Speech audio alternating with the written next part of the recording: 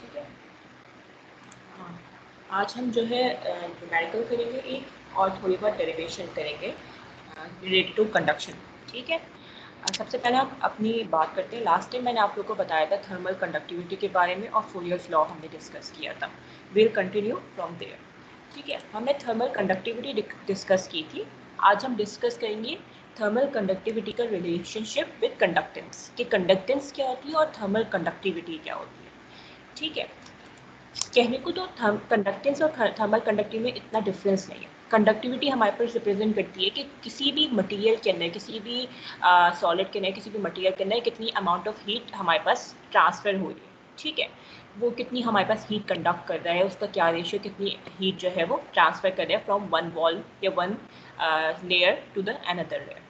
Conductance भी हमारे पास होती यही है बेसिकली, कि वो कितनी हीट ट्रांसफर कर रहा है from one surface to another surface. लेकिन हमारे पास कंडक्टेंस जो है शेप या एरिया पे डिपेंड करती है। ठीक है, कंडक्टिविटी हमारे pass through out the substance it would be same.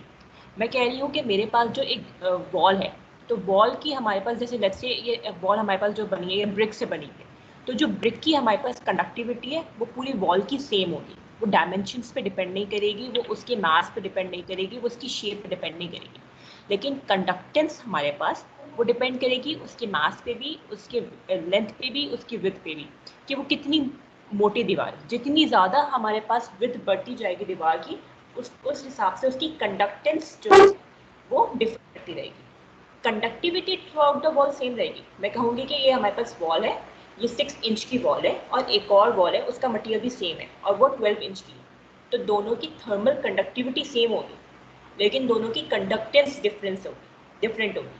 जितनी ज़्यादा थिकनेस हमारे पास बढ़ती जाएगी उतनी हमारे पास कंडक्टेंस कम होती जाएगी। ठीक है, तो कंडक्टेंस हमारे पास डायमेंशंस पे डिपेंड करती है, थर्मल कंडक्टिविटी हमारे पास डायमेंशंस पे डिपेंड नहीं करती। ठीक है, तो अब हमारे पास डायमेंशंस पे जब कोई प्रॉपर्टी डिपेंड करने लग जाती है तो वो क्या हो जाएगी, एक्सट्रिंसिक प्रॉपर्टी हो जाएगी।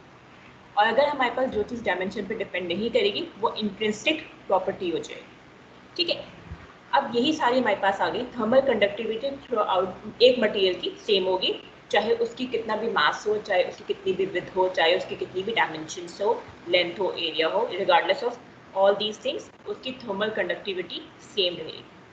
कंडक्टेंस उसकी वेरी करेगी विद रिस्पेक्ट टू डायमेंशंस।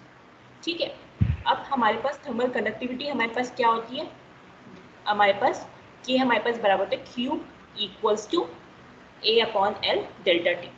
ठीक है, तो हमारे पास कंडक्टेंस क्या हो जाएगी, it would be same as thermal conductivity. अगर हमारे पास एरिया 1 फीट स्क्वायर हो जाए, अगर हमारे पास लेंथ जो है 1 फीट हो जाए, अगर हमारे पास जो टेम्परेचर डिफरेंस है delta T it would B 1, तो हमारे पास क्या होगा, इससे कंडक्टिविटी और conductance it would be same.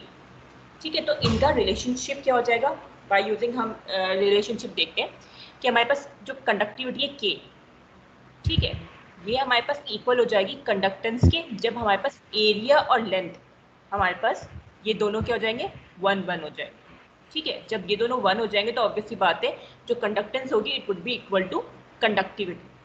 अगर हमारे पास एरिया और लेंथ 1 नहीं है, इट इज सम कोई और यूनिट है हमारे पास, लेट्स से 2 है या 3 है, तो द थर्मल कंडक्टिविटी और कंडक्टेंस हमारे पास वेरी करेगी। ठीक है, तो इन समरी हमारे पास जो थर्मल कंडक्टिविटी है ये हमारे पास एक मटेरियल की सेम होगी, चाहे वो मटेरियल की विड्थ कितनी भी हो, उसकी डायमेंशंस कितनी भी हो, उसका मास कितना भी हो, regardless of anything it would be same for any material. अगर मैं बात करी हूँ ब्रिक की, तो जितनी भी ब्रिक्स है हमारे पास उस कंपोजिशन की, वो हमारे पास उस सबकी थर्मल कंडक्टिविटी सेम होगी। लेकिन कंडक्टेंस क्या होगी, इट वुड वेरी। जैसे जैसे विड्थ बढ़ती जाएगी हमारे पास वॉल की, या जैसे जैसे हमारे पास जो सॉलिड हम जिसकी बात करें कंडक्टिविटी की, जैसे जैसे उसकी हमारे पास वॉल्यूम इंक्रीज होता जाएगा वैसे वैसे हमारे पास कंडक्टेंस भी चेंज होती जाएगी।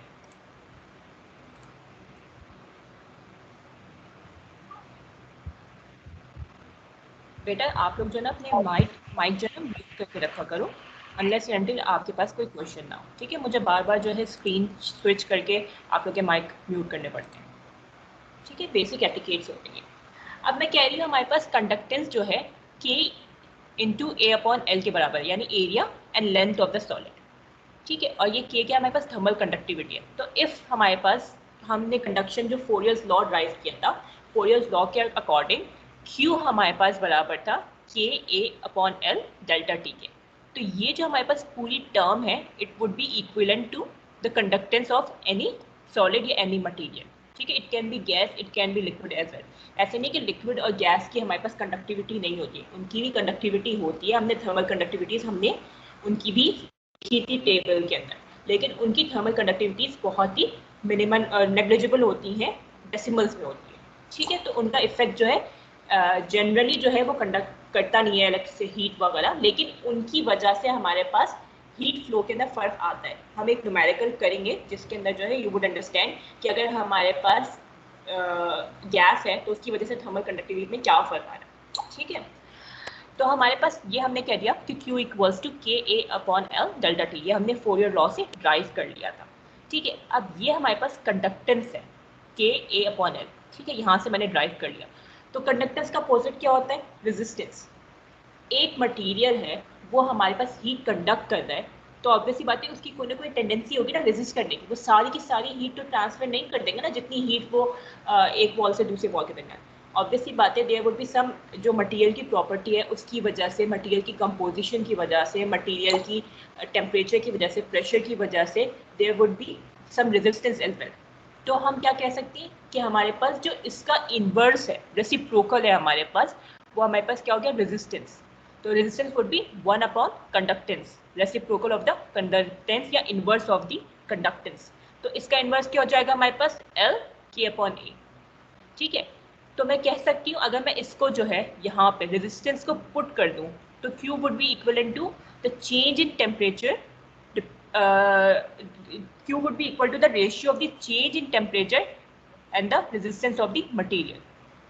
ठीक है, मैं ये कह सकती हूँ, ये वाली बात समझ आई। अगर मैं कह रही हूँ कि किसी भी मटेरियल की कंडक्टेंस है तो ऑब्वियसली बात है अगर वो मटेरियल कंडक्ट करे इलेक्ट्रिसिटी तो उसकी कुछ ना कुछ रेजिस्टेंस भी तो होगी ना। वो सारी की सारी हीट और तो कंडक्ट नहीं कर देगा, वो रेजिस्ट भी करेगा। जैसे हमारे पास इलेक्ट्रिसिटी में होता है ना कि हमारे पास रेजिस्टेंस भी होती है, V equals to I R, Ohm's law होता है हमारे पास। वो सारा का सारा करंट जो है फ्लो नहीं करवा रहा, वो कुछ हद तक रेजिस्ट भी करेगा करंट को। तो वो जो रेजिस्टेंस है वो हमारे पास हीट में भी एग्जिस्ट करती है। तो वो हीट में क्या होगा? जितना ज़्यादा वो कंडक्ट कर रहा है उतनी कम रेजिस्टेंस है, जितनी ज़्यादा वो रेजिस्ट कर रहा है उतनी कम कंडक्टेंस है। इनका रिलेशनशिप क्या है? इनवर्स है। तो हमारे पास जब इनवर्स रिलेशनशिप है तो मैं कह सकती हूँ कि resistance equals to 1 upon conductance. ठीक है, फिर मैंने क्या किया? मैंने सिंपली जो है इसको सब्स्टिट्यूट कर दिया इनटू आवर फोरियर्स इक्वेशन। जब मैंने सब्स्टिट्यूट किया तो मैं देख सकती हूँ ऑब्वियसली कि जो हमारे पास टेम्परेचर डिफरेंस है और जो हमारे पास रेजिस्टेंस है, इनका क्या है? हमारे पास जो हीट फ्लो है वो डायरेक्टली प्रोपोर्शनल है टेम्परेचर डिफरेंस के एंड इनवर्सली प्रोपोर्शनल है रेजिस्टेंस के। या मैं ये कह सकती हूँ कि हीट फ्लो है हमारे पास, ये हमारे पास रेशियो रेट है, हमारे पास रेशियो है टेम्परेचर डिफरेंस ओवर रेजिस्टेंस का। ठीक है, इसके अंदर कोई प्रॉब्लम अंदर, क्योंकि we are going towards the numerical. ठीक है, कोई प्रॉब्लम नहीं है तो हम न्यूमेरिकल की तरफ बढ़ते हैं। ये कौन कह रहा है वॉइस क्लियर नहीं है? अभी भी क्लियर नहीं है voice?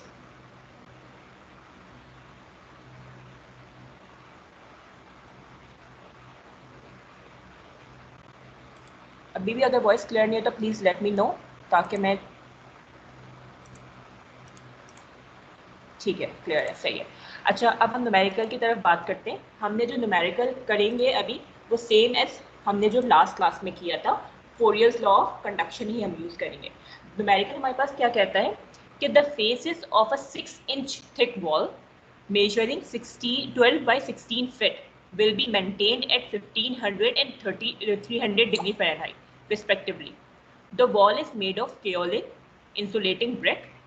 How much heat will escape through the wall? ठीक है, तो हमारे पास, हम पहले न्यूमेरिकल का डाटा देखते हैं कि हमारे पास डाटा क्या क्या अवेलेबल है।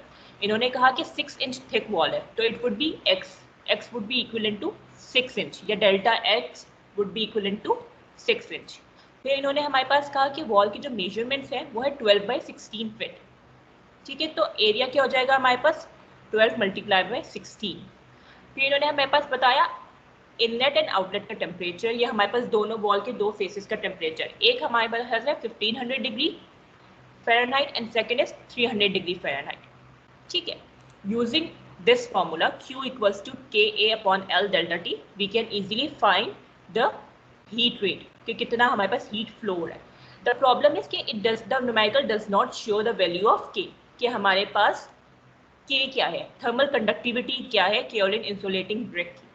ठीक है, बाकी सारी चीज़ें हमारे पास अवेलेबल है, टेम्परेचर डिफरेंस अवेलेबल है, हमारे पास एरिया अवेलेबल है, लेंथ अवेलेबल है, बट इट डज नॉट से कि हमारे पास के की क्या वैल्यू है, थर्मल कंडक्टिविटी क्या है इस मटेरियल. ठीक है, आपके पास जो थर्मल कंडक्टिविटी जब हम कर रहे थे तो मैंने आप लोगों को ऑलरेडी बताया था कि थर्मल कंडक्टिविटी हमारे पास लिटरेचर में अवेलेबल होती है.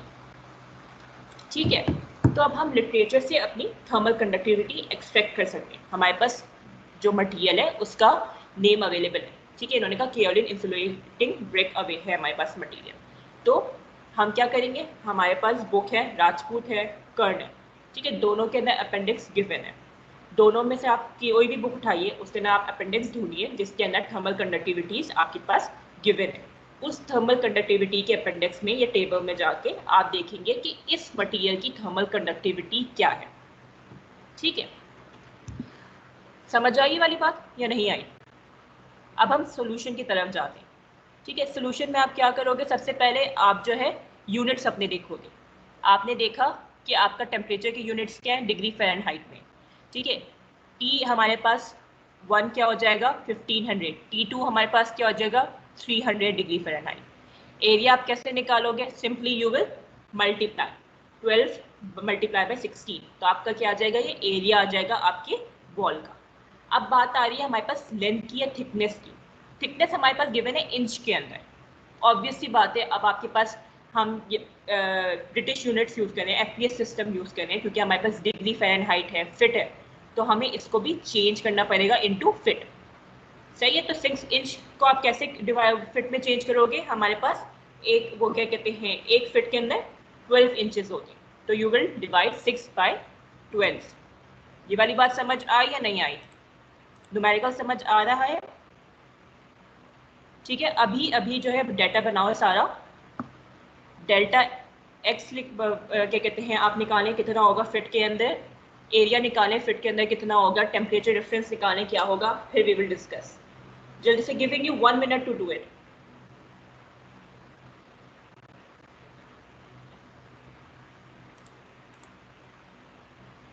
जल्दी से मुझे बताइए एक्स की वैल्यू क्या होगी, जो थिकनेस है वो क्या होगी इनटू फिट.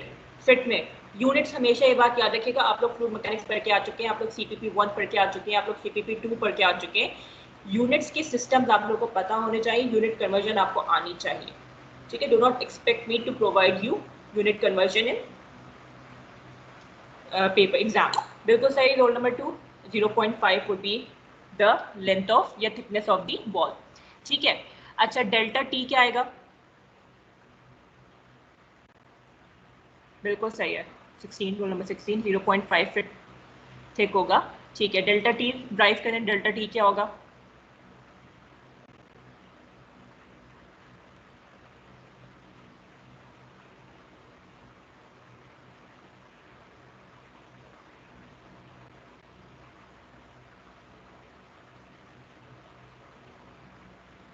थर्टीन 1200, बिल्कुल बिल्कुल 1200 डिग्री फ़ारेनहाइट होगा. ठीक है, and area, what would be the area? बिल्कुल सही, roll number 2, roll number 16, roll number 31, बिल्कुल ठीक, 1200 degree Fahrenheit. What would be the area?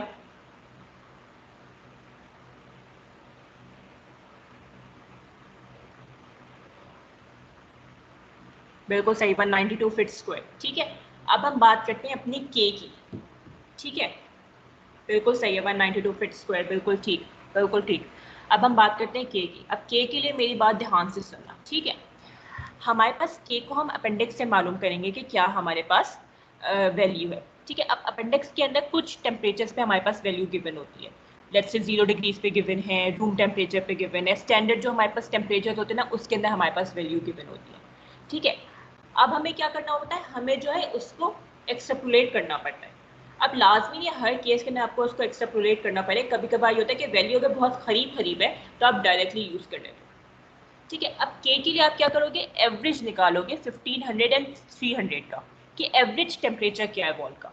एक फेस पे 1500 डिग्री फ़ारेनहाइट है, दूसरे फेस पे 300 डिग्री फ़ारेनहाइट है। तो वॉल का एवरेज टेम्परेचर क्या है ये मुझे निकाल के बताओ।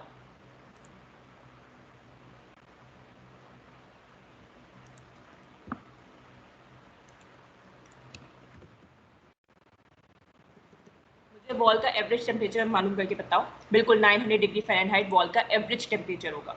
ठीक है, एक तरफ 1500 है, दूसरी तरफ 300 है, तो average temperature of wall would be 900।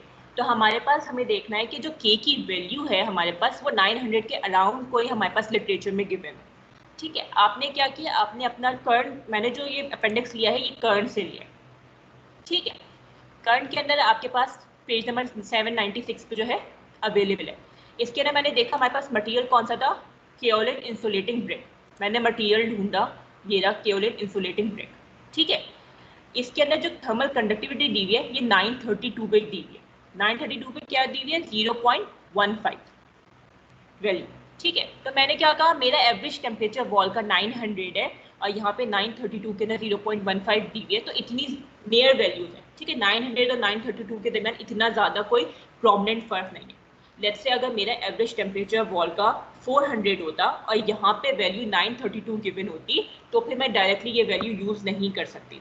ठीक है, फिर मुझे या तो लिटरेचर से नियर बाय कोई वैल्यू ढूंढनी पड़ती मेरे अपने टेम्परेचर के अराउंड, या फिर क्या करती, मैं इसको 3-4 के की वैल्यूज़ को जो ना यूज़ करके फिर एक्सट्रपोलेट करने की कोशिश करती, मैं स्लोप बनाकर उसकी कोई वैल्यू फाइंड आउट करती। ठीक है, अभी राइट नाउ जो मेरे पास एवरेज टेम्परेचर है वॉल का इट वॉज 900 डिग्री फ़ारेनहाइट, और जो हमारे पास के की वैल्यू है ये गिवन है 932 डिग्री फ़ारेनहाइट पर, तो मैं डायरेक्टली ये वाली के की वैल्यू यूज़ कर लूँगी। ठीक है, तो now you have the value of delta x, you have the value of a, you have the value of k, and you have the temperature difference.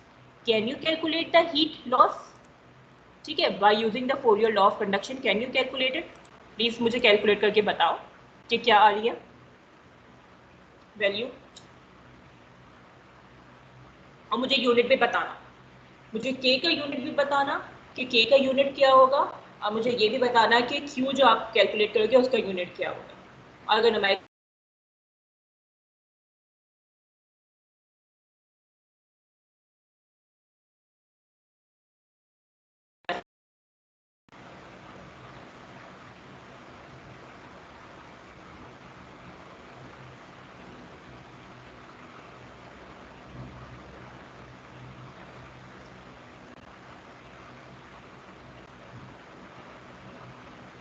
I think it is 0.15. Is it better now? It is 0.15.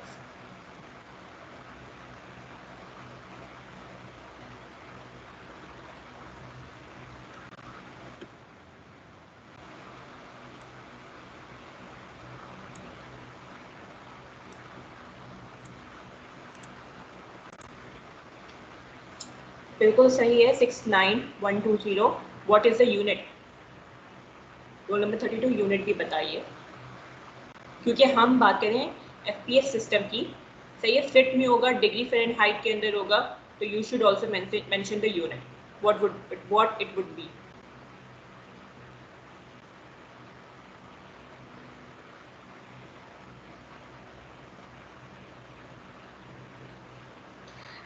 Roll number 31 it would not be minus, क्योंकि minus K A upon L delta T है। Since delta T हमारे पास temperature gradient है वो negative होगा, और जो हमारे पास minus के है, जब दोनों नेगेटिव आपस में मल्टीप्लाई होंगे तो इट वुड बी पॉजिटिव। ठीक है, तो it would not be, it would B, जो हमारे पास हीट होगी उसका यूनिट होगा BTU पर आवर। ठीक है, हम बात करें एफपीएस सिस्टम की। एफपीएस सिस्टम में हमारे पास हीट का यूनिट क्या होता है, मैं आप लोगों को बता चुकी थी ऑलरेडी फर्स्ट क्लास के अंदर। हीट का unit it would B BTU per our, और जो हमारे पास कांस्टेंट है के, उसका यूनिट है हमारे पास BTU per hour feet into fit square पर वो। मैं आपको ये रिटर्न में बता देती हूँ, कोई न्यूमेरिकल ये है, के की वैल्यू हमारे पास जो होगी उसका यूनिट होगा हमारे पास एफपीएस सिस्टम में BTU per hour feet square degree feet, sorry degree Fahrenheit into feet, और हमारे पास जो हीट है, हीट फ्लो, उसका यूनिट होगा BTU पर आवर।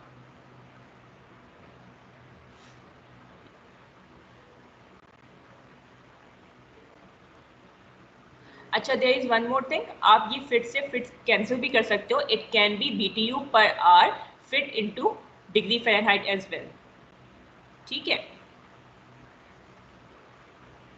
और आप जो है अपनी K की वैल्यू, A की वैल्यू, L की वैल्यू आप ऐसी रख के आप feet square into degree Fahrenheit per feet भी कर सकते हो, ठीक है। अगर आप कैंसिल्ड यूनिट भी यूज़ करोगे तो it would be same as this unit, ठीक है। एज फार एज कि आपके सारे जो यूनिट हैं वो एक ही सिस्टम में। रोल नंबर 34, देखो बेटा, मैं एक मिनट रुक जाओ, मैं पिछला वाला न्यूमेरिकल खोल लेती हूँ ताकि it would be easier for you to understand.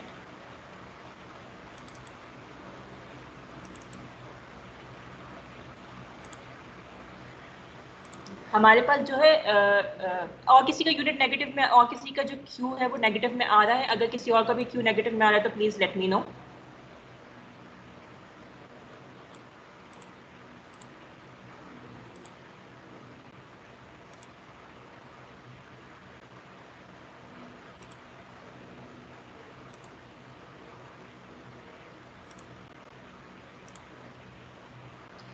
ठीक है, अब देखो ये वाली स्क्रीन देखो, ये वाला लेक्चर देखो। इसके अंदर हमारे पास क्या है, एक आपका नेगेटिव आएगा यहाँ पर टेम्परेचर का, ठीक है। आप क्या करोगे, टू माइनस आपका क्या था टेम्परेचर, एक मिनट रुक जाओ।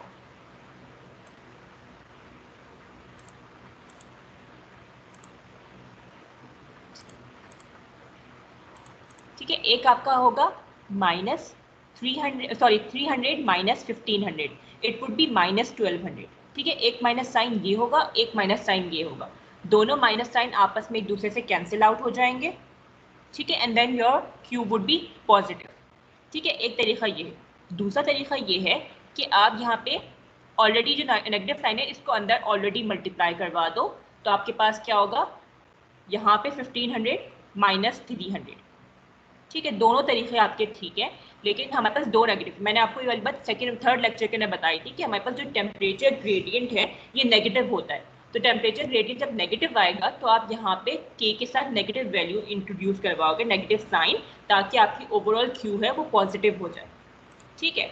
अगर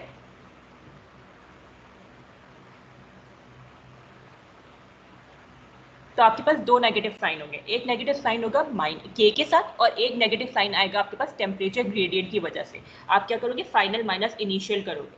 जब फाइनल माइनस इनिशियल करोगे तो आपके पास वो नेगेटिव वैल्यू आएगी, तो वो नेगेटिव वैल्यू और K की नेगेटिव वैल्यू दोनों आपस में मल्टीप्लाई हो जाएंगी। जब दोनों मल्टीप्लाई हो जाएंगे तो आपके पास Q क्या आ जाएगा, पॉजिटिव आ जाएगा।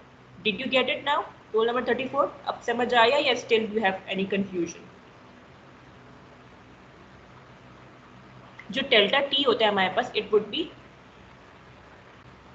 B T out minus T in, ठीक है। टी आउट हमेशा क्या होगा, कम होगा क्योंकि हीट फ्लो की बात करें, और टी इन क्या होगा, वो हमेशा ज़्यादा होगा, ठीक है। तो उसकी वजह से नेगेटिव वैल्यू आएगी डेल्टा टी की, एंड डेल्टा टी की नेगेटिव वैल्यू को पॉजिटिव करने के लिए क्या करोगे आप, के के साथ नेगेटिव साइन खुद से इंट्रोड्यूस करवाओगे, तो negative negative it would be positive, ठीक है।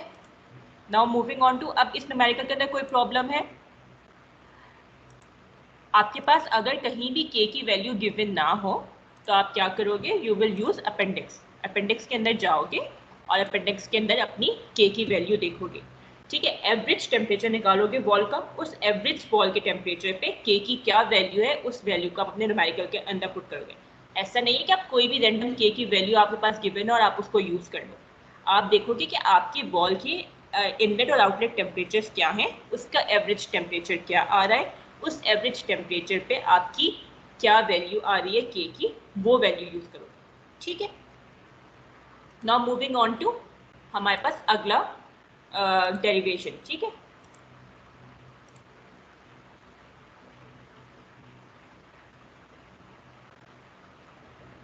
रोल नंबर 34, वो एक्सीडेंटली मैंने नेगेटिव साइन लगाना भूल गई हूँ, आप खुद से लगा लीजिए नेगेटिव साइन। थोड़ी बहुत अगर इस तरह के ब्लंडर्स मैं कर लूँ तो मुझे याद रिमाइंड करवा दिया करें। जो नेगेटिव साइन है वो आएगा -KA/L delta T, it would be, ठीक है। अच्छा, now moving on to the derivation, हम बात करेंगे अब flow of heat through a composite wall. पहले तो हमने सिर्फ एक वॉल की बात करी थी कि सिंगल एक वॉल थी, लेकिन हमारे पास अगर एक वॉल ना मोर देन वन वॉल हो और उसके दरमियान हमारे पास हीट ट्रांसफर हो रही हो तो हमारे पास जो फॉर्मूला है वो कैसे मॉडिफाई होगा। ठीक है, अब हमारे पास सबसे पहले एप्लीकेशंस की बात कर लेते हैं इसकी। ठीक है, हमारे पास मोस्टली जो फर्नेसेस होती हैं या बॉयलर्स होते हैं या हमारे पास ओवंस वगैरह होते हैं, उसके अंदर हमारे पास कंपोजिट वॉल यूज होती है। अब कंपोजिट वॉल क्यों यूज होती है उसके अंदर, क्योंकि अंदर जो हमारे पास इनर है बॉयलर का या फर्नेस का या ओवन का, उसका टेम्परेचर तो बहुत हाई चला जाता है, लेट्स से 2000 तक चला जाता है हमारे पास टिपिकली इंडस्ट्रीज के अंदर, फ्रॉम 900 टू 2000 तक। तो हमारे पास जो अंदर की हमारे पास मटेरियल या अंदर की जो वॉल होती है वो बहुत ही ज़्यादा, क्योंकि अब उसको हायर टेम्परेचर जो है विथस्टैंड करना पड़ता है, तो वो उसको स्ट्रॉन्ग होना बहुत ज़रूरी है। अब जितना ज़्यादा मटेरियल की स्ट्रेंथ हम इम्प्रूव करेंगे उतना ज़्यादा वो एक्सपेंसिव होता जाएगा। ठीक है, उसके अलावा फिर क्या है हमारे पास, अंदर हमें क्या करना है, अंदर हमें उसको एक इंसुलेशन भी प्रोवाइड करनी है सेकेंड लेयर के अंदर, ताकि हमारे पास जो इनर वॉल है उससे टेम्परेचर हमारे पास या उससे हीट हमारे पास स्केप ना करे एटमॉस्फेयर के अंदर। तो हमारे पास एक और हम लेयर ऐड करवाते हैं, वॉल ऐड करवाते हैं जो इंसुलेशन के लिए होती है। फिर एक हम जो है आउटर लेयर करवाते हैं एंटर। आउटर लेयर का पर्पस क्या होता है कि हमारे पास जो है इन्वायरमेंटल जो हमारे पास कंस्ट्रेंट है, जैसे कि हमारे पास ह्यूमिडिटी वगैरह है या हमारे पास और भी ठंडा, हमारे पास जो वेदर है वो बहुत ज़्यादा जो है ठंडा है, कोल्ड है, या और भी बहुत सारे हमारे पास कंस्ट्रेंट आ जाते हैं, वो उन सबको जो है हमें अवॉइड करना है, उन सबको हमें जो है कंटेन करना है। तो हमारे पास क्या या हीट लॉसेस को हमें कंटेन करना है कि हमारे पास जो बॉयलर है या हमारे पास जो फर्नेस है उसकी सारी हीट जो है हमारे पास अंदर ही रहे और वो एटमॉस्फेयर में या एनवायरनमेंट में स्केप ना करे। अगर एनवायरनमेंट में स्केप करेगी यानी हीट लॉस हो रहा है तो हमारे पास उसकी वजह से क्या होगा, हमारा जो कॉस्ट है वो भी इंक्रीज हो जाएगी, हमारे पास जो है ओवरऑल जो ऑपरेशन है वो भी हमारे पास क्या हो जाएगा, अनस्टीडी हो जाएगा। ठीक है, क्योंकि लॉसेस बहुत ज़्यादा हो जाएंगे। तो हमारे पास क्या करते हैं हम इंडस्ट्रीज के अंदर हम सिर्फ एक वॉल यूज़ नहीं करते हैं फर्नेस वगैरह के लिए, बॉयलर के लिए, हम क्या करते हैं मल्टीपल वॉल्स यूज़ करते हैं। अब जब मल्टीपल वॉल्स है तो हमारे पास उसके अंदर हीट कंडक्शन भी डिफरेंट हो रही होगी। एक वॉल है उसका मटेरियल डिफरेंट है तो उससे हीट ट्रांसफर या हीट फ्लो जो है उसकी डिफरेंट होगी। ठीक है, या सॉरी उसकी थर्मल कंडक्टेंस डिफरेंट होगी। जो हमारे पास सेकंड वॉल है उसकी थर्मल कंडक्टेंस डिफरेंट होगी, जो हमारे पास थर्ड वॉल है उसकी थर्मल कंडक्टेंस डिफरेंट होगी। ठीक है, अब जैसे जैसे हमारे पास वॉल का मटेरियल चेंज हो रहा है, जैसे जैसे हमारे पास टेम्परेचर डिफरेंस आ रहा है, वैसे वैसे हमारे पास हीट फ्लो है वो हमारे पास चेंज होता रह जाएगा। ठीक है, अब हम क्योंकि बात करें स्टीडी स्टेट की, ठीक है, अभी हम अनस्टीडी स्टेट की तरफ नहीं गए, तो हम अज्यूम कर दें कि हमारे पास हीट लॉसेस नहीं है, यानी हमारे पास जो हीट फ्लो है वो कांस्टेंट है, चाहे जितनी भी लेयर्स हो, चाहे जो हमारे पास कंपोजिट वॉल है वो 5 लेयर्स हो, 6 लेयर्स हो, हमारे पास जितनी हीट एक पहली फर्स्ट वॉल से हमारे पास ट्रांसफर कर रही है वो सेकंड वॉल से भी ट्रांसफर करेगी, वो थर्ड वॉल से भी ट्रांसफर करेगी। जो इसका इफेक्ट आएगा वो किस पे आएगा, इसका इफेक्ट आएगा हमारे पास कंडक्टेंस पे, कि वॉल की थिकनेस जैसे जैसे इंक्रीज होती जाएगी या थिकनेस जैसे जैसे रिड्यूस होती जाएगी वैसे वैसे हमारे पास जो टेम्परेचर डिफरेंस है या टेम्परेचर ग्रेडियंट है हमारे पास वो फ्लक्चुएट करेगा, लेकिन जो हमारे पास नेट फ्लो है हीट का इट वुड बी कॉन्स्टेंट। हमारे पास जो लेयर 1 है उससे जितनी हीट फ्लो कर रही है उतनी ही हीट हमारे पास लेयर 2 से फ्लो करेगी, उतनी ही हीट हमारे पास लेयर 3 से फ्लो करेगी। ठीक है, अब इसको आई आई थिंक इस तरह समझना मुश्किल है, तो हम बात करते हैं बाय थ्रू अ फिगर। ठीक है, अब मैं कह रही हूँ स्टीडी स्टेट ऑपरेशन है। स्टीडी स्टेट का मतलब ये है कि हमारे पास हीट लॉसेस नहीं है। ठीक है, अब हीट लॉसेस नहीं है इसका मतलब ये है कि जितनी हमारे पास हीट नेट फ्लो यहाँ से हमारे पास हीट का फ्लो है उतना ही हमारे पास इस वॉल से भी हीट का फ्लो है, उतना ही हमारे पास इस वॉल से भी हीट का फ्लो है, उतना ही हमारे पास इस वॉल से हीट का फ्लो है, यानी थ्रू आउट द वॉल्स हमारे पास हीट फ्लो कांस्टेंट है। Q हमारे पास बराबर है Q1 के, वो हम Q1 हमारे पास बराबर है Q2 के, Q2 हमारे पास बराबर है Q3 के, क्योंकि हम बात करें स्टीडी स्टेट की, यानी हीट लॉसेस नहीं है, एनर्जी लॉसेस नहीं है, कंजर्वेशन ऑफ एनर्जी वाला फिनोमेना लगेगा यहाँ पे कि एनर्जी हमारे पास खुद से ना जनरेट हो रही है ना डिस्ट्रॉय हो रही है। ठीक है, एनर्जी हम क्या हो रही है जितनी हमारे पास एक बॉडी से दूसरी बॉडी में सारी की सारी ट्रांसफर हो रही है। ठीक है, अब स्टीडी स्टेट में कोई लॉसेस हो ही नहीं तो ऑब्वियसली बात है जब देयर इज नो लॉस तो जितनी हीट यहाँ से फ्लो करेगी इस वॉल से या इस सरफेस से सारी की सारी हीट हमारे पास सेकंड वॉल, थर्ड वॉल और फोर्थ वॉल से फ्लो करेगी। अब जब हीट फ्लो हमारे पास कांस्टेंट है, सेम है, तो हमारे पास कहीं ना कहीं तो डिफरेंस आएगा ना, तो डिफरेंस कहाँ आएगा, टेम्परेचर प्रोफाइल के अंदर, क्योंकि कंडक्टेंस हमारे पास हर मटेरियल की डिफरेंट है। अब ये हमारे पास लेट्स से ये रिफ्रैक्टरी ब्रिक है, ये हमारे पास इंसुलेटिंग ब्रिक है, ये हमारे पास लेट्स से नॉर्मल ब्रिक है, सही है। अब ये हमारे पास मटेरियल जब डिफरेंट हो रहा है तो इनकी थर्मल कंडक्टिविटी हमारे पास डिफरेंट होगी। अब इनकी हमारे पास डायमेंशंस डिफरेंट है, कुछ की थिकनेस लेट्स से 6 इंच है, कुछ की थिकनेस 12 इंच है, कुछ की थिकनेस हमारे पास 14 इंच है।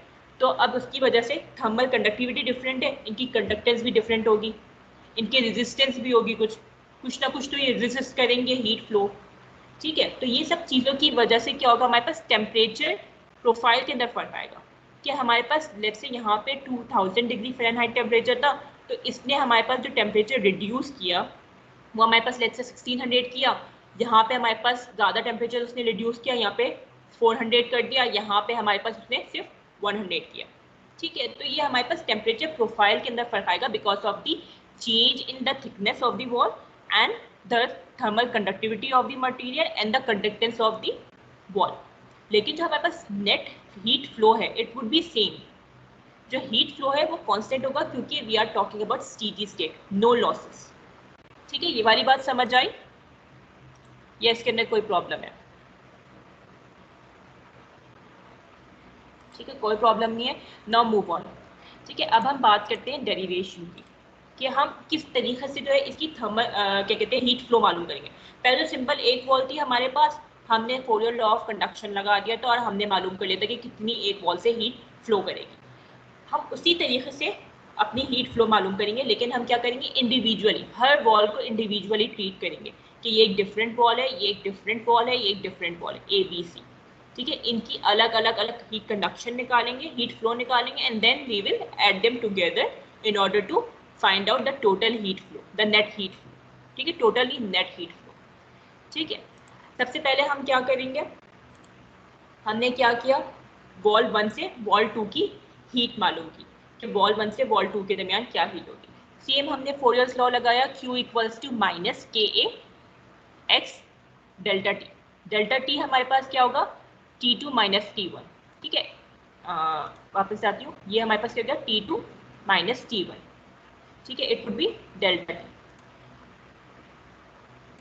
सही, अब मैंने क्या किया, मैंने इस नेगेटिव साइन को यहाँ से मल्टीप्लाई करवा दिया। ठीक है, तो हमारे पास ऑब्वियसली बात है क्या हो जाएगा, this would be negative, this would be positive, तो it would be T1 minus T2। इसके अंदर कोई प्रॉब्लम, फर्स्ट इक्वेशन के अंदर क्यों कोई प्रॉब्लम, सेम मैंने फोरियर्स लॉ ऑफ कंडक्शन लगाया क्योंकि मैं हर वॉल को इंडिविजुअली ट्रीट कर रही हूँ। मैंने देखा वॉल ए डिफरेंट है, वॉल बी डिफरेंट है, वॉल सी डिफरेंट है, वॉल ए का मटेरियल डिफरेंट है, उसकी डायमेंशंस डिफरेंट है, वॉल बी का मटेरियल डिफरेंट है, वॉल बी की डायमेंशंस डिफरेंट है, सेम गोज फॉर वॉल सी। ठीक है, तो अब मैंने क्या किया, वॉल ए के लिए फोरियर्स लॉ लगाया, वॉल ए के लिए फोरियर्स लॉ लगाया, Q equals to minus K A represent the sorry there is a problem over here, यहाँ पे जो k है हमारे पास it would be ka,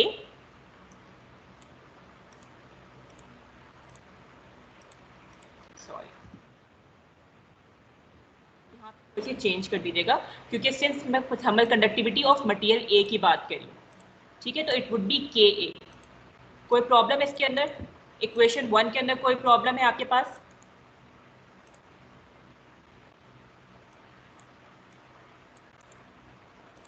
एक दफा गौर से देखो, मैंने मल्टीप्लाई करवाया है, इसके अंदर कोई भी प्रॉब्लम तो प्लीज लेट मी नो ताकि हम मूव ऑन कर सकें। ठीक है, same we did for wall B. Wall B में क्या हो गया हमारे पास कि Q equals to minus K A x delta T. ठीक है, अब वॉल बी की बात करें तो K क्या हो जाएगा हमारे पास, के बी हो जाएगा, यानी thermal conductivity of wall B. ठीक है, डायमेंशन क्या हो जाएगा हमारे पास एक्स बी, और डेल्टा टी क्या हो जाएगा हमारे पास T3 माइनस T2। ठीक है, ये वॉल बी है ना, तो T3 माइनस T2। ठीक है, अब मैंने क्या किया, same what did I do, मैंने नेगेटिव साइन को मल्टीप्लाई करवा दिया अपने टेम्परेचर से, तो इट वुड बी ये minus T2 would be positive T2 and T3 would be negative T3, तो मैंने रीअरेंज कर दिया T2 माइनस T3। ठीक है, same I did for wall C. Wall C में क्या किया मैंने, के ए डेल्टा सी लगाया, डेल्टा टी सॉरी। ठीक है, अब K क्या हो जाएगा हमारे पास, के सी हो जाएगा क्योंकि मटेरियल C की हमारे पास थर्मल कंडक्टिविटी के बारे में हम बात कर रहे हैं। ठीक है, तो इट वुड बी के सी ए एक्स सी। ठीक है, delta T would be T4 minus T3। फिर मैंने क्या किया, इस नेगेटिव साइन को मल्टीप्लाई करवा दिया अपने टेम्परेचर से, तो it would B T3 minus T4 instead of T4 minus T3। इसके अंदर कोई कंफ्यूजन, कोई प्रॉब्लम? हर वॉल को, वॉल 1 जो हमारे पास थी इंडिविजुअल वॉल 1, इसका मैंने कंडक्शन फोरियर्स लॉ लगाया, वॉल 2 पे फोरियर्स लॉ लगाया, वॉल 3 पे फोरियर्स लॉ लगाया। ठीक है, Q इक्वल्स टू के ए, क्योंकि वॉल ए की बात करें, इंटू ए अपॉन एक्स से delta T would be T2 minus T1। अब नेगेटिव साइन था तो नेगेटिव साइन को मैंने मल्टीप्लाई करवा दिया अपने टेम्परेचर से, तो हो गया T1 minus T2। Same goes for wall B, K B into A x B delta T. Same goes for wall C, minus K C A into x C, sorry divide by x C delta T. कोई problem इसके अंदर, कोई भी confusion? ठीक है, now moving on. हमने अब मैंने क्या किया, अब मैंने सबकी क्यू मालूम करी। अब मैं कह रही हूँ स्टीडी स्टेट ऑपरेशन है। ठीक है, अब जब स्टीडी स्टेट ऑपरेशन है तो हमारे पास हीट जो Q1 है वो बराबर होगा हमारे पास Q2 के, सॉरी स्टीडी स्टेट ऑपरेशन है, हीट लॉसेस नहीं है, तो ये Q हमारे पास बराबर होगा इस Q के, ये वाला Q हमारे पास बराबर होगा इस Q के, और ये तीनों Q बराबर होंगे हमारे पास नेट Q के। यानी जो हमारे पास हीट फ्लो कर रही है थ्रू द वॉल वो हमारे पास क्या होगी, कांस्टेंट होगी, इट वुड बी सेम। जितनी हमारे पास हीट वॉल 1 से ट्रांसफर करी होगी वो वही हीट सारी की सारी वॉल B से और वॉल C से ट्रांसफर करी होगी, there is no heat losses. ठीक है, अब मैंने क्या किया, अपनी इक्वेशन 1, इक्वेशन 2 और इक्वेशन 3 को रीअरेंज कर रही हूँ इन टर्म्स ऑफ टेम्परेचर। यानी टेम्परेचर एक तरफ हो जाएगा डेल्टा टी, और बाकी सारे हमारे पास जो वेरिएबल्स हैं वो सारे एक तरफ हो जाएंगे। ठीक है, अरेंज करने के बाद मुझे क्या हुआ, T1 minus T2 equals to X A K1 A Q, likewise T2 minus T3 equals to X B K2 A Q, likewise T3 minus T4 XC K3A into Q। कोई प्रॉब्लम इसके अंदर, कोई भी प्रॉब्लम अब तक, कोई भी issue नहीं है? समझ आ रही है बात? सिर्फ मैथमेटिक्स से प्योर अब तक, क्योंकि सारी हम डिस्क्राइब तो हम कर चुके फिनोमिनाज वगैरह पिछली क्लास के अंदर। अब क्या करूंगी मैंने इन तीनों को ऐड कर दिया। ठीक है, तो ऐड करने के बाद सारे राइट हैंड साइड एक तरफ ऐड कर दूंगी, सारे लेफ्ट हैंड साइड एक तरफ ऐड कर दूंगी। ठीक है, तो हमारे पास ये सारी टर्म्स एक तरफ हो गई, ये सारी टर्म्स एक तरफ हो गई। ठीक है, अब मैंने क्या किया, ऑब्वियसली बात है इनमें से मैं Q कॉमन ले लूंगी, क्योंकि Q हमारे पास क्या है, इट इज सेम। मैंने कहा था ना कि Q हमारे पास कांस्टेंट है, जितना हमारे पास वॉल 1 में से हीट फ्लो हो रही होगी वही वॉल 2 से हो रही होगी, वही वॉल 3 से हो रही होगी। द डिफरेंस जो हमारे पास होगा वो क्या होगा, टेम्परेचर ग्रेडियंट में होगा और हमारे पास कंडक्टेंस में होगा डिफरेंस। ठीक है, तो अब मैंने क्या किया, Q को कॉमन ले लिया। ठीक है, Q कॉमन ले लिया। अब हमारे पास क्या है, इन सब में से हमारे पास क्या होगा, मैं इनको सॉल्व करूंगी।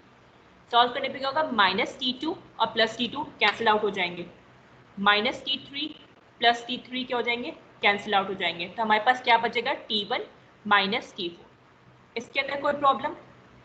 तो on right hand side I will have T1 minus T4, on left hand side I have Q, और बाकी सारी जो हमारे पास कंडक्टेंस है हमारे पास, ये हमारे पास सारी क्या हो जाएगी, ब्रैकेट के अंदर मैंने इनको एक साथ कर लिया since I took Q as a common factor. कोई प्रॉब्लम अब तक?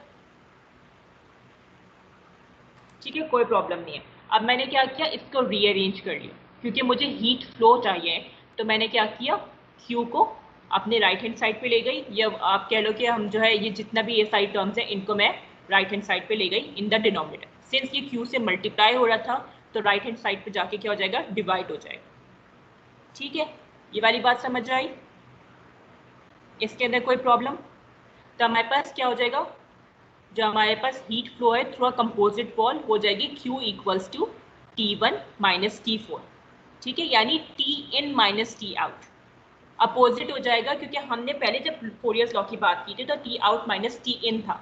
अब इसके अंदर क्या हो जाएगा, T in minus T out. क्यों? क्योंकि मैंने नेगेटिव साइन जो है यहाँ पे जो कांस्टेंट के साथ नेगेटिव साइन था K के साथ, उसको मैंने मल्टीप्लाई करवाया था अपने टेम्परेचर से इस वाले स्टेप के अंदर।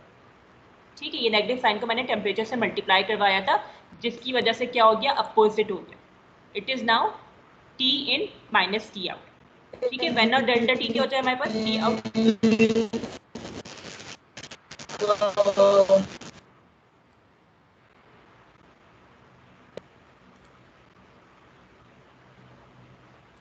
ठीक है, वरना हमारे पास क्या होता है कि जो है टी जो डेल्टा टी होता है वो टी आउट माइनस टी इन होता है, लेकिन इस केस में क्या हो गया, हमारे पास नेगेटिव साइन ऑलरेडी मल्टीप्लाई करवाया था तो टी इन माइनस टी आउट हो गया। अब हमारे पास ये सारी चीज़ें हमारे पास एक्स ए अपॉन के वन ए, इसी तरीके से एक्स बी अपॉन के टू ए, इसी तरीके से एक्स सी अपॉन के थ्री ए, ये सब हमारे पास क्या है, कंडक्टेंस है। अब मैंने शुरू में ही आपको बताया है इस यहाँ पर कि जो हमारे पास कंडक्टेंस है ये रेसिप्रोकल है हमारे पास रेजिस्टेंस का। ठीक है, तो हमारे पास कंडक्टेंस क्या हो जाती है, L अपॉन के ए। तो मैंने क्या किया, यहाँ पे अपनी रेजिस्टेंस इंट्रोड्यूस करवा दी to make it more simple. ठीक है, तो हमारे पास अब क्या हो जाएगी, ये जो हमारे पास सारे फैक्टर्स हैं ये हमारे पास बराबर हो जाएंगे R1, R2, R3, यानी इंडिविजुअल वॉल के, वॉल 1 का, ये वॉल A का रेजिस्टेंस, वॉल B का रेजिस्टेंस, वॉल C का रेजिस्टेंस। ठीक है, तो मैंने इंडिविजुअली इनको क्या किया, रेजिस्टेंस से या अपने जो स्पेसिफिक मटेरियल है, जिस मटेरियल की वो वॉल बनी हुई है, उस मटेरियल के रेजिस्टेंस से रिप्लेस करवा दिया। तो it would be equivalent to R1, it would be equivalent to R2, it would be equivalent to R3। कोई प्रॉब्लम इसके अंदर, इस डेरिवेशन के अंदर कोई प्रॉब्लम? ठीक है, अब ये हमारे पास एक फिगर है जो सिंप्लीफाई कर, ठीक है, ये हमारे पास क्या था, इनलेट टेम्परेचर था, ये हमारे पास क्या था, आउटलेट टेम्परेचर था, और ये हमारे पास वॉल ए है, ये वॉल बी है, ये वॉल सी है। तो हमारे पास क्या हो रहा है, टेम्परेचर चेंज आ रहा है हर इंटरफेस पर। ठीक है, पहले इंटरफेस पे चेंज आया, दूसरे इंटरफेस पे चेंज आया, फिर तीसरे इंटरफेस पे चेंज आया टेम्परेचर का। चेंज किसकी वजह से आया, due to change in the material composition and the dimensions and the conductance. Material की कंपोजिशन है, हर मटेरियल डिफरेंट, उससे हर वॉल डिफरेंट मटेरियल से बनी हुई है, तो ऑब्वियसली बात है उसकी थर्मल कंडक्टिविटी डिफरेंट होगी। सही है, हर मटेरियल की थिकनेस डिफरेंट है, उसका एरिया डिफरेंट होगा। ठीक है, तो उसकी वजह से क्या होगा, हमारे पास उसकी कंडक्टेंस भी चेंज होगी और उसकी रेजिस्टेंस भी वेरी करेगी। ठीक है, तो हमारे पास जो नेट हीट फ्लो है हमारे पास स्टडी स्टेट के अंदर, इट वुड बी कांस्टेंट। ठीक है, और जो हमारे पास रेट है, रेशियो है हमारे पास डेल्टा टी ओवर रेजिस्टेंस का, इट वुड बी सेम। लेकिन जो हमारे पास डेल्टा टी है और जो आर है रेजिस्टेंस है, इसकी वैल्यू चेंज होगी, लेकिन इनका रेशियो क्या होगा, through every wall it would be same in steady state only. कोई प्रॉब्लम अब तक, कोई भी कंफ्यूजन इस न्यूमेरिकल के अंदर, if you want me to repeat anything? क्योंकि अब न्यूमेरिकल पे हम मूव करने वाले हैं, तो अगर कोई भी कंफ्यूजन हो तो प्लीज आस्क मी।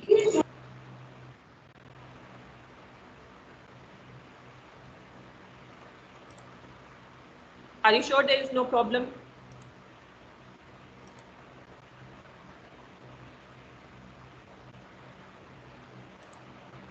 ठीक है, अच्छा, जितनी भी चीज़ें मैंने बताई हैं ये इस स्लाइड के अंदर लिखी हुई हैं। ठीक है, इन्होंने भी यही सारी बातें कही हुई हैं कि हमारे पास जो हीट फ्लो है from wall A to wall B and wall B to wall C, it would be same, क्योंकि सारी की सारी सीरीज के अंदर है। ठीक है, जो हीट फ्लो है हमारे पास लेफ्ट फेस का, वो इक्वल होना चाहिए heat flow on the right face, क्योंकि हम सीधी स्टेट है तो हमारे पास हीट लॉसेस भी नहीं हो रहे हैं और कोई भी मटेरियल ऐसा नहीं है जो हीट स्टोर भी कर रहा हो। ठीक है, ये वाली चीज़, हीट स्टोरेज वाली चीज़ भी मैं आपको दोबारा से बता देती हूँ कि सिंस हमारे पास जितने भी मटेरियल है वो सारी की सारी सीधी स्टेट की बात करें, तो जितने भी हमारे पास जो भी सारी वॉल्स हैं वो सारी की सारी हीट ट्रांसफर कर रही होंगी, कोई हीट लॉसेस नहीं होंगे, कोई हीट स्टोरेज नहीं होगी। जब हीट स्टोरेज भी नहीं होगी तो ऑब्वियसली बात है हीट लॉसेस भी नहीं होंगे। ठीक है, अब इसी तरीके से हमारे पास जो आर रेजिस्टेंस है हर वॉल की, it would B unequal. Temperature difference है, टेम्परेचर ग्रेडियंट है, it would also be unequal. लेकिन हमारे पास इनका जो रेशियो है डेल्टा टी अपॉन आर जो है हमारे पास, इट वुड बी सेम।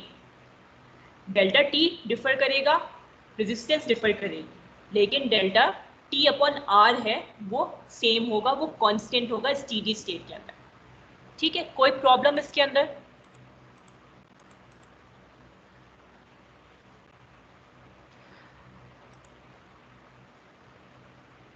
बेटा हमारे पास हीट फ्लो कांस्टेंट है, वो स्टेडी स्टेट की बात करें। वैसे जनरली हमारे पास जो हीट फ्लो, जो हीट होता है फ्लो होता है, वो कांस्टेंट नहीं होता। ठीक है, वो डिफर करता है, हीट लॉसेस होते हैं हमारे पास। पर्पस ये होता है हमारे पास 3 टाइप्स या मोर देन 3 टाइप्स यूज करने का, क्योंकि हमारे पास एक्सपेंसिव की बात करें, हमें अपनी कॉस्ट बचानी है। ठीक है, अब हमारे पास हम फर्नेस की बात करें तो फर्नेस की जो इनर लेयर है, ऑब्वियसली बात है वो हमारे पास ज़्यादा टेम्परेचर, हायर टेम्परेचर के लिए हमने बनाई है, उसको विथस्टैंड करना है 2000 या 3000 degree centigrade, degree Fahrenheit, depending upon हम उसके अंदर कौन सा मटेरियल हीट कर रहे हैं। ठीक है, अब हमारे पास जो अंदर की वॉल है उसने जब इतना ज़्यादा टेम्परेचर विथस्टैंड करना है तो ऑब्वियसली बात है उसको स्ट्रॉन्ग होना चाहिए। अब जितना ज़्यादा वो मटेरियल स्ट्रॉन्ग होगा उसके हिसाब से उसकी कॉस्ट भी बढ़ती जाएगी। ठीक है, अगर मैं वही मटेरियल थ्रू आउट द अपने क्या कहते हैं फर्नेस यूज़ करूँगी तो ऑब्वियसली बात है वो मुझे एक्सपेंसिव भी पड़ता जाएगा। ठीक है, मुझे कॉस्ट भी तो बचानी है ना अपनी। तो मैंने क्या किया, मैंने इनर लेयर को जो है हायर टेम्परेचर के विथस्टैंड करने के लिए लग गया। अब अगर मैं वही टेम्परेचर आउटर लेयर के लिए भी यूज़ करूँ, ठीक है, बाहर की सरफेस के लिए भी यूज़ करूँ, तो ऑब्वियसली बात है जो इनर लेयर है हमारे पास उसका टेम्परेचर हायर है, तो बाहर का भी टेम्परेचर हायर है नहीं ना, बाहर तो हमारे पास एटमॉस्फेरिक टेम्परेचर होगा, रूम टेम्परेचर होगा। सही, मुझे इंसुलेशन भी तो करनी है कि हीट लॉसेस ना हो। तो बीच में क्या किया मैंने, इंसुलेशन की एक लेयर प्रोवाइड की ताकि हमारे पास जो अंदर वाली लेयर है उससे दूसरी वाली लेयर के अंदर जो कम से कम हीट ट्रांसफर हो। ठीक है, कम से कम हीट लॉसेस हो, कम से कम हमारे पास टेम्परेचर फ्लक्चुएट करे। तो यानी जो अंदर बाहर वाली लेयर है उसकी रेजिस्टेंस बहुत ज़्यादा हो, कंडक्टेंस कम होगी, रेजिस्टेंस बहुत ज़्यादा हो। ठीक है, अब क्या हुआ, उसकी जो सबसे आउटर वाली लेयर है उसका मुझे टेम्परेचर रखना है, मेंटेन करना है, लेट्स से क्या कहते हैं रूम टेम्परेचर पे या एनवायरनमेंट के टेम्परेचर पे। तो अब ऑब्वियसली बात है जो मैंने अंदर वाली लेयर लगाई है ब्रिक की, मैं वही वाली लेयर बाहर यूज़ करूँ तो मैं अपनी कॉस्ट ज़ाया कर रही हूँ ना, पैसे ज़ाया कर रही हूँ। तो to avoid the losses in cost मैं क्या करती हूँ, डिफरेंट डिफरेंट मटेरियल्स यूज़ कर रही हूँ ताकि हमारे पास कॉस्ट बच जाए मटेरियल की, उसकी कैपिटल कॉस्ट रिड्यूस हो जाए, उसकी ऑपरेटिंग कॉस्ट हमारे पास रिड्यूस हो जाए और हमारे पास ऑपरेशन भी स्पीडीली कैरी आउट हो सके। समझ आई ये वाली बात। मोस्टली हमारे पास होता है ना कि ओवन के अंदर हमारे पास हायर टेम्परेचर है लेकिन ओवन के बाहर तो हायर टेम्परेचर नहीं है ना, क्योंकि मैंने इंसुलेशन की हुई है। तो अंदर मैंने ब्रिक यूज़ की, बाहर इंसुलेशन यूज़ की ताकि हीट को अवॉइड कर सकूँ मैं, हीट लॉसेस को। ठीक है, सारी की सारी हीट अंदर ही कंटेन है। तो वो क्या होगा, हमारे पास स्टीडी स्टेट के अंदर अज्यूम कर रहे हैं कि हीट लॉसेस हमारे पास, जो हीट फ्लो है वो हमारे पास कांस्टेंट है। लेकिन डू यू थिंक कि इंडस्ट्री के अंदर ये वाला प्रोसेस स्टीडी स्टेट होता है? वहाँ पे हम लॉसेस वगैरह कंसीडर करते हैं। हम भी अभी अनस्टीडी स्टेट की डेरिवेशन करेंगे, उसके अंदर हम लॉसेस वगैरह कंसीडर करेंगे। लेकिन अनस्टीडी स्टेट पे पहुँचने के लिए हमें पहले स्टीडी स्टेट समझना पड़ता है। हम पहले अज्यूम करते हैं कि सब कुछ ठीक है, कोई मसला नहीं है, सारा का सारा प्रोसेस जो है हमारे पास सही से स्मूथली रन कर रहा है ताकि हमारी कैलकुलेशन ईजीली हो जाए। फिर हम जब अपनी इनिशियल कैलकुलेशन कर लेते हैं तो उसके अंदर फिर हम अपने फैक्टर्स इंट्रोड्यूस करवाते हैं कि हमारे पास इस, जैसे लेट्स से मैं कह रही हूँ कि इंसुलेशन की है तो उसकी वजह से हमारे पास क्या होगा, हीट फ्लो कम हो जाएगा। तो मैंने उसके एक फैक्टर को इंक्लूड कर दिया कि इंसुलेशन है यानी मैक्सिमम रेजिस्टेंस आ गई है, तो हमारे पास हीट फ्लो है या टेम्परेचर ग्रेडियंट है वो हमारे पास क्या हो गया, मिनिमम हो गया। ठीक है, इसी तरीके से क्या करते हैं हम आगे आगे जो है कैरी आउट करते जाते हैं अपनी प्रोसेस को। सबसे पहला स्टेप यही होता है कि आप कैलकुलेशन करते हो स्टीडी स्टेट पर, फिर आप जाते हो अपने अनस्टीडी स्टेट पर। स्लाइड, कौन सी स्लाइड विजिबल नहीं है? सॉरी, आई एम, ये वाली slide. Now is it visible?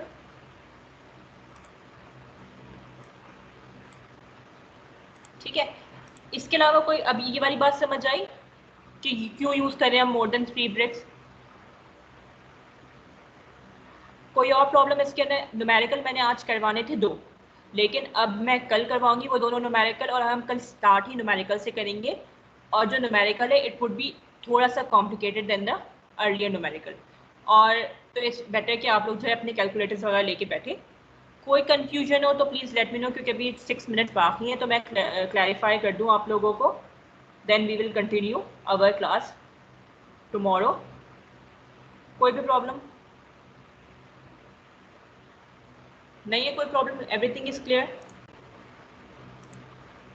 ठीक है, रेजिस्टेंस वाला कॉन्सेप्ट समझ आया, कंडक्टेंस वाला कॉन्सेप्ट समझ आया। थर्मल कंडक्टिविटी हमारे पास मटेरियल की सेम होगी, चाहे मटेरियल की कोई भी डायमेंशन हो, चाहे मटेरियल की कोई भी लेंथ हो, चाहे मटेरियल का कोई भी वेट हो, लेकिन उसकी कंडक्टेंस पे फर्क आएगा। कंडक्टेंस हमारे पास with respect to dimensions vary करेगी। ठीक है, तो कंडक्टेंस के लिए हम इनकॉर्पोरेट, जब हम कंडक्टेंस मालूम करते हैं तो हम अपने थर्मल कंडक्टिविटी को मल्टीप्लाई करवाते हैं उसके एरिया से और उसकी लेंथ से, मटेरियल की लेंथ से। ठीक है, रेजिस्टेंस हमारे पास क्या होती है, रेसिप्रोकल होती है हमारे पास कंडक्टेंस का। थर्मल कंडक्टिविटी का रेसिप्रोकल नहीं होती।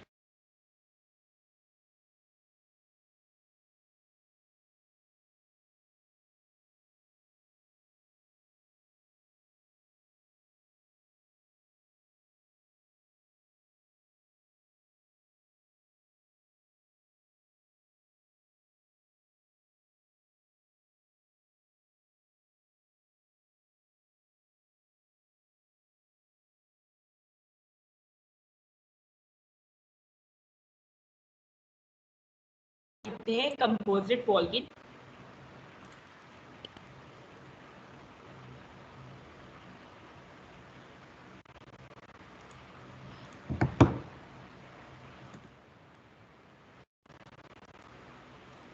कोई प्रॉब्लम इसके अंदर?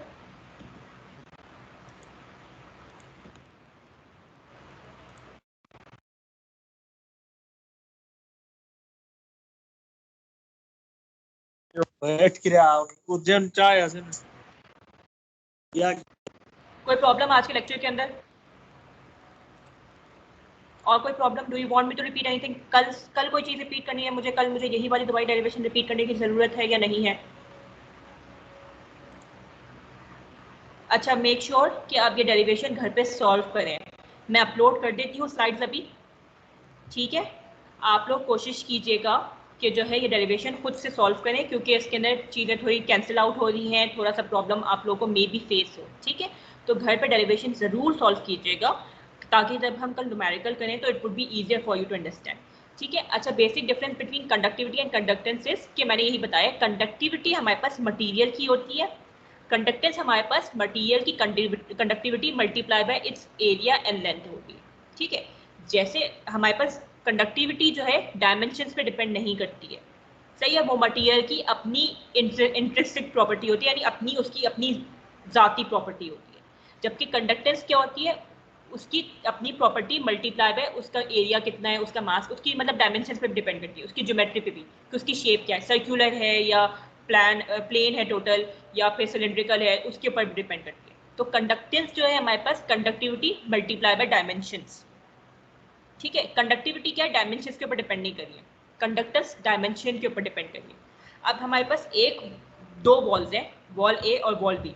दोनों वॉल्स हमारे पास जो है, एक वॉल है हमारे पास 6 इंच की और दूसरी वॉल है हमारे पास 18 इंच की, ठीक है? दोनों वॉल का मटीरियल सेम है, तो दोनों की थर्मल कंडक्टिविटी सेम होगी, लेकिन दोनों की कंडक्टेंस क्या होगी, चेंज होगी। कंडक्टेंस क्यों चेंज होगी? क्योंकि दोनों की थिकनेस डिफरेंट है, एक की थिकनेस 6 है और दूसरे की थिकनेस 18 है, ठीक है? अब इन दोनों में कंडक्टेंस किसकी ज़्यादा अच्छी होगी? जिसकी 6 थिकनेस होगी, ठीक है? वो ज़्यादा अच्छी अपनी हीट को फ्लो कर पाएगा, ज़्यादा आराम से हीट को फ्लो कर पाएगा, उसको वो कम रेजिस्ट करेगा। थर्मल कंडक्टिविटी सेम हो गई, क्योंकि डायमेंशंस पे डिपेंड नहीं करिए, थर्मल कंडक्टिविटी डिपेंड करिए उसकी कंपोजिशन पर, उसकी अपनी फेजेस पर, उसके टेम्परेचर पर, उसके प्रेशर पे। लेकिन कंडक्टेंस किस पे डिपेंड कर रही है? इन सब चीज़ों पर तो डिपेंड कर रही है, लेकिन उसके डायमेंशंस पे भी डिपेंड कर रही है कि उसका एरिया क्या है, उसकी लेंथ क्या है, ठीक है? तो अगर दो वॉल हैं और दोनों सेम मटेरियल की हैं, तो दोनों की थर्मल कंडक्टिविटी क्या होगी? सेम होगी। लेकिन अगर दो वॉल हैं और उनकी डायमेंशंस डिफरेंट है, उनका एरिया डिफरेंट है, उनकी थिकनेस डिफरेंट है, तो उनकी कंडक्टेंस क्या होगी? चेंज होगी, वेरिएबल होगी, डिफरेंट होगी, ठीक है? समझ आई ये वाली बात? कंडक्टिविटी और कंडक्टेंस का डिफरेंस समझ आया? Roll number 36।